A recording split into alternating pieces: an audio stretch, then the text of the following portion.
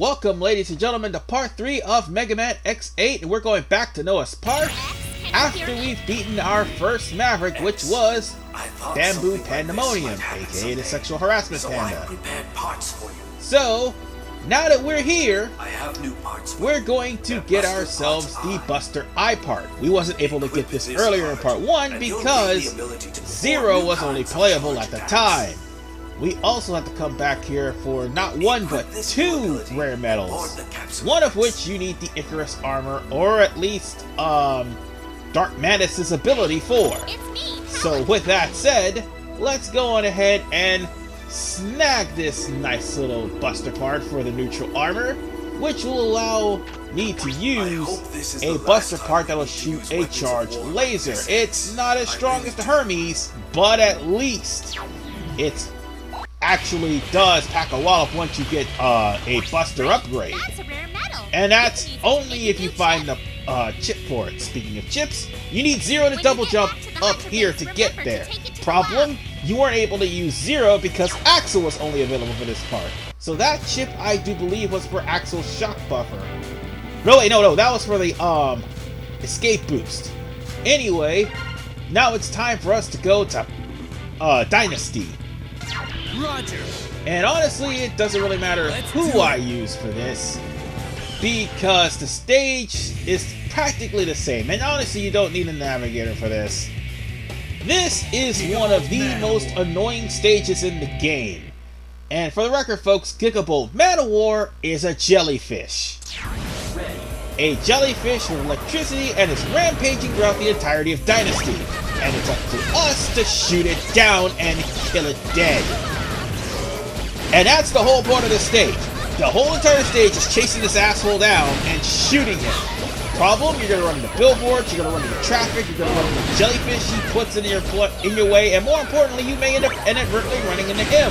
There are so many hazards that could destroy you. Oh yeah, let's not forget about the fact he also drops bombs too.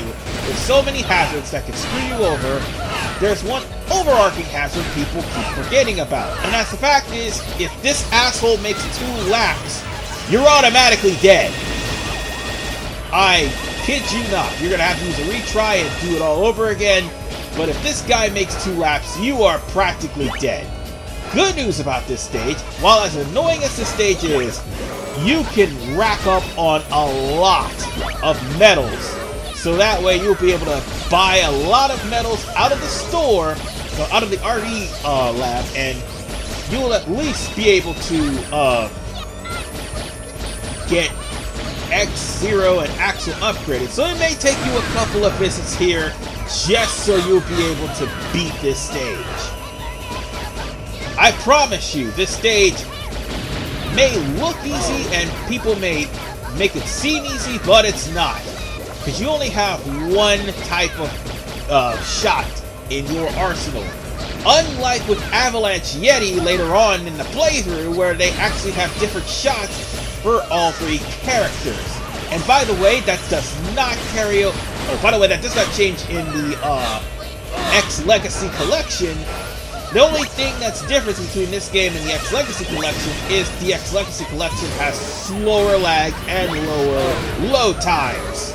And faster, slower load times. I was meant to say slower, not faster, because I've seen many reviews and I've played the game myself, and yes, the load times are ridiculous. Which is why I didn't use the PC version of this game.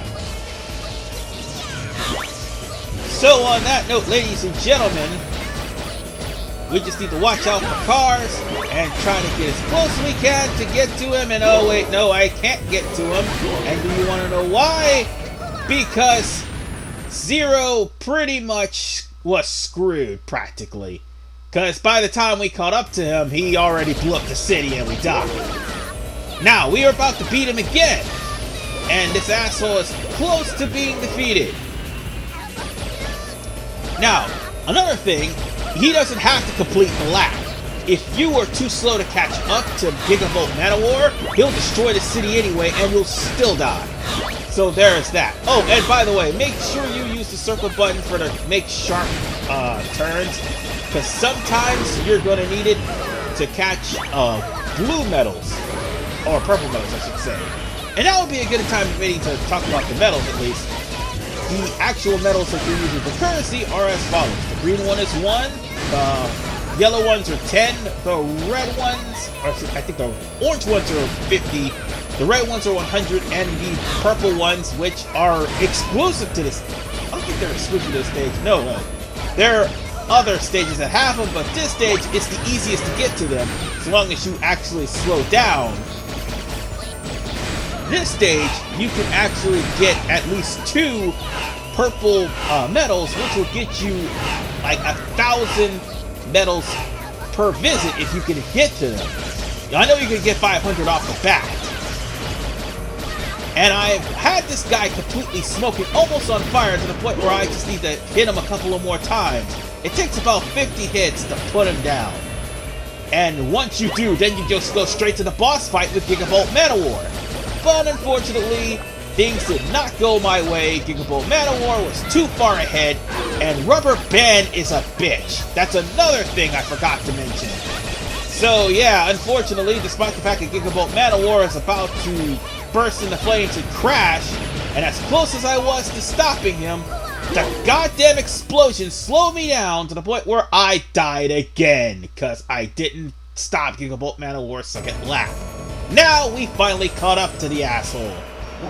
And once he crashes, this is the start of the boss fight. Really short stage to say the least.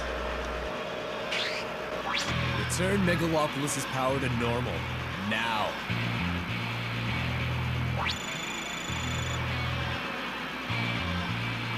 He's so far gone he can't even respond.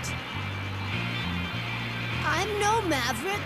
I'm not doing anything wrong. Looks like I'll have to teach you a lesson. Okay, Gigavolt Man-o-war.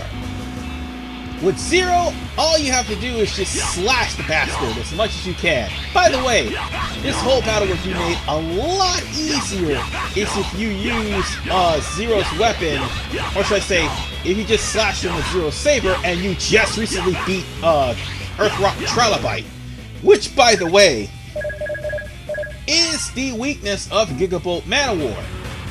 Because all you have to do is just practically swing your saber.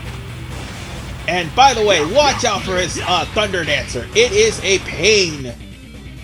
A serious pain to deal with. I mean, while it seriously hurts, you could at least, hey, stop it. You could at least try to chop down as much health as you possibly can. He'll go back to spamming Thunder Dancer eventually. Just, make till the jellyfish form up and then just keep smacking him, and unfortunately that didn't happen because I ran into the guy. Shit. Now let's finish him off for good, because I've died way too many times in the stage. And one slash, after going through all the process all over again, finally put him down. And with that said, Gigavolt Man-o-war is finished. Zero benefits from this weapon. Okay. X and Axel, not so much. Zero gives you the Charge Dash, X gives you the Thunder Dasher, Thunder Dancer, and I think Axel just gets a Taser. Although Axel's weapon is more important than X's, because Axel's weapon actually can turn on the lights in Dark Manus' stage, which is why I came here in the first place. Yeah, but still, if X charges, the Thunder Dasher will just get wider. That's it. It's kind of a weak weapon. Great job, Zero. Huh? Thanks. Zero, have you forgotten already? I'm Pallet. This here is Lair.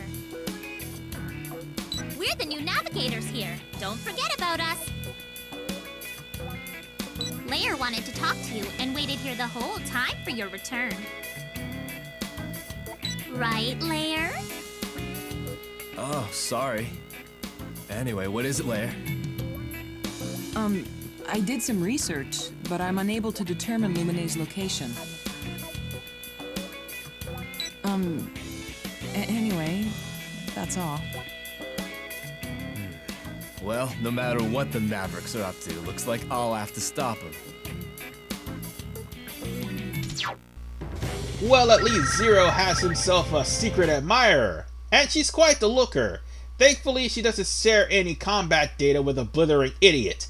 Anyway, I'll see you guys in part 4 of Mega Man X8 when we go to Troya Base to deal with Optic Sunflower. This is RVman985. See you guys next time as we go back on the weakness route.